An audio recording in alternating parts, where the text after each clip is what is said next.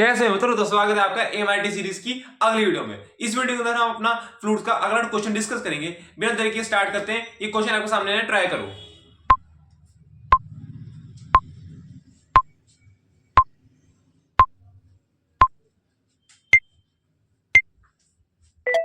देखो इस क्वेश्चन का आ गया है, a cylindrical tube with its base as shown in the figure is filled with water. It is moving down with a constant acceleration a along a fixed inclined plane with angle theta is equal to 45 degree. P1 and P2 are the pressure at point 1 and 2 respectively located at the base of the tube. That beta is equals to P1 minus P2 upon rho GD, where rho is density of water, D is inner diameter of the tube, and G is the acceleration due to gravity. Which of the following statement is R correct? ठीक है, तो यहाँ पे हमें कहा गया है, कि भाई हमें बीटा की अलग अलग वैल्यूज भी, देखो ऑप्शंस में ना बीटा की अलग अलग वैल्यू दे रखी है, तो उस पर चीजें पूछ रखी है। तो वो इसे बताने से पहले मैं एक चीज रिवाइज कराता हूँ। ये कंटेनर जिसके अंदर पानी भरा हुआ है, जिसको मैं ए एक्सेलरेशन से मूव करवा रहा हूँ, तो जब ए एक्सेलरेशन से मूव कराऊंगा तो कुछ पानी ऐसा हो जाएगा, है ना, पानी में कुछ ऐसी हलचल होगी। तो ये वाले पॉइंट पे, ये बिल्कुल एकदम मतलब सरफेस वाले पॉइंट पे ये होगा, मान लो चलो ए, और बिल्कुल इसकी हॉरिजॉन्टल इधर डायरेक्शन में ये पॉइंट है बी, इसके बिल्कुल वर्टिकली नीचे ये होगा पॉइंट सी, और इसके बिल्कुल यहाँ पे हॉरिजॉन्टली इधर ये पॉइंट है डी। ठीक है, तो इन सारे पॉइंट्स पे तुम्हें प्रेशर की वैल्यू लिखनी है। बाहर जो प्रेशर है वो है पी नॉट है, और ये है L1 डिस्टेंस, ये है H हाइट, और ये है L2 डिस्टेंस। ठीक है, फटाफट यहाँ पे सारे पॉइंट्स पे जरा एक बार प्रेशर की वैल्यू लिखो। देखो पीए पे तो सिर्फ बाहर का प्रेशर लग रहा होगा, तो वो होगा पी नॉट, और पीबी ये होगा पी नॉट, इसका तुम रो मान लो, रो ए L1। जब हम ए से दूर जा रहे होंगे, मतलब ए की जो डायरेक्शन है उसके अपोजिट में जा रहे होंगे, तो हम प्लस करेंगे। ठीक है, और उसके बाद पीसी हो जाएगा पी नॉट रो पी नॉट, इधर जा रहे हैं प्लस रो ए L1, और जब नीचे जाएंगे तो ऐड करेंगे, जब नीचे आ रहे हैं तो ऐड करेंगे, ऊपर जाएंगे तो नेगेटिव लेंगे। ठीक है, ये हो जाएगा रो जी एच, और पीडी को लिखने के लिए ये हो जाएगा पी not plus row A L1 plus row ji H plus, अब इधर जा रहे हैं तो ये नेगेटिव ले लेते हैं, नेगेटिव लेंगे क्योंकि दूसरी डायरेक्शन है, तो ये हो जाएगा रो ए L2। बात समझ में आई? देख लो,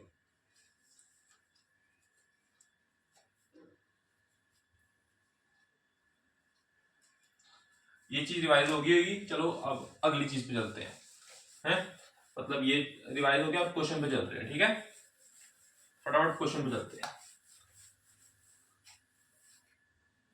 देखो यहाँ पे डायग्राम बना रखा है,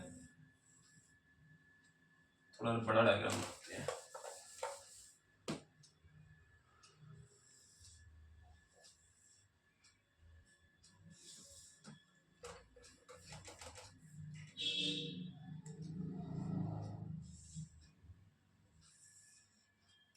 ये तुम्हारा डी है, इसमें पानी या लिक्विड जो भी है, जिसका ये रो है, डेंसिटी रो है। ठीक है, ये ए से नीचे जा रहा है, ये एंगल 45 डिग्री कह रखा है इन्होंने। तो अगर मैं ऑल्टरनेट एंगल्स वाला कंसेप्ट लगाऊं तो ये भी 45 ही होगा। तो क्या इसे मैं कह सकता हूं, ये हो जाएगा ए cos 45, और ये हो जाएगा ए sin 45, है ना, ये हो जाएगा ए sin 45। इसके मैंने कंपोनेंट्स बस ले लिए। ठीक है, और नीचे तो जी लग ही रहा है, तो मेरे पास y में जो मुझे नेट एक्सेलरेशन मिलेगी, रिलेटिव वगैरह लगा के, रिलेटिव वाला कंसेप्ट लगा के, वो होगी g माइनस ए साइन 45। क्या बात क्लियर है? और हमारे पास और हमारे पास एक्स एक्सिस में हमारे पास एक cos 45 ही है सिर्फ, तो वो एक cos 45 ही रहेगी। अब अब अगर मैं हमारे पास x में एक cos 45 है ना। अच्छा, अब मैं यहाँ पे अगर मैं अब यहाँ पे देखूं कि अगर ये देखो, ये वाला पार्ट देखो, ये छोटा सा ट्रायंगल देखो, ये वाला 45 डिग्री होगा, 45 डिग्री तो होगा। क्यों क्यों 45 होगा? Alternate angles. और अगर ये वाली जो थिकनेस है, थिकनेस को, डायमीटर को, ये डायमीटर डी है, तो और ये 45 डिग्री एंगल है, तो या तो तुम tan 45 से देख लो, या ये समझदार लोग सिर्फ सीधा इसको डी लिख देंगे, है ना। ये तो कॉमन सेंस है ना, ये तो कॉमन सेंस वाली बात है। तो ये हमारे पास ये 45 डिग्री एंगल है, ये डी है और ये भी डी होगा। ठीक है, तो अब ये बातें हमें पता चल गई। तो ये वाला पॉइंट 2 है, ये 1 है ना। हाँ, ये पॉइंट 2 है, ये 1 है। इस पे प्रेशर की वैल्यू P2 है, इस पे P1 है। तो एक काम करते हैं, किसी भी एक पॉइंट को पकड़ के निकालना शुरू करो प्रेशर की वैल्यू, जैसे अभी हमने निकाल ली है। चलो एक काम करते हैं, P1 को मैं निकाल रहा हूँ। तो P2 से स्टार्ट करो। P2। अब मैं एक्सेलरेशन की डायरेक्शन में जा रहा हूं, क्योंकि एक cos 45 डायरेक्शन में जा रहा हूं या दूर जा रहा हूं, मैं डायरेक्शन में जा रहा हूं। और जब मैं डायरेक्शन में जाता हूं तो मैं नेगेटिव लेता हूं, ये हो जाएगा रो ए cos 45 इंटू डी। बात समझ में आई? अब मैं नीचे आ रहा हूं, तो क्या ऐड कर दूं? है, क्योंकि मैं नीचे आ रहा हूं तो ये ऐड कर दूंगा, तो ये हो जाएगा रो जी माइनस ए साइन 45 इंटू डी। क्या बात क्लियर है? इसको सॉल्व करते हैं, तो यहां से मुझे P1 माइनस P2 मिल जाएगा, वो आ जाएगा cos 45 तो 1/√2 होगा, रो ए डी बाय √2, और ये बन जाएगा rho g d minus rho a d by √2। इन दोनों को कंबाइन कर दो, ये बन जाएगा, इन दोनों कंबाइन करेंगे, उसके बाद बनेगा रो जी डी माइनस, देखो 1/√2 प्लस 1/√2 वो बनता है 2/√2, और एक √2 काटेंगे तो बन जाएगा √2 रो ए डी। है, ये चीज बन गई। क्या ये चीज बन गई है? कितना नोट करो, फिर आगे बताता हूं।